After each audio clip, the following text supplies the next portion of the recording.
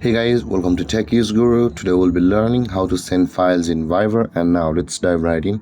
Now to send files in Viber, first open up your Viber app, and after opening your Viber app guys, open the chat box of the person to whom you want to send the files.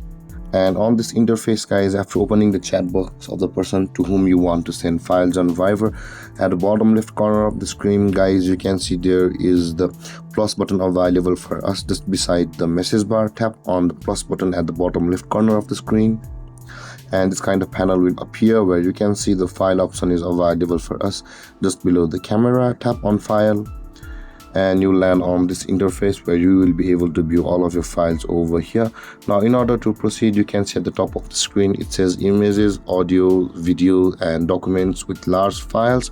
So you can choose between images only or audio only and video only to go through the files which you want to send, or the documents only. And over here you can see all of your files are available. Now in order to send the particular file, just tap on the file which you want to send, and that file will be sent to the person whom you want to send it like this.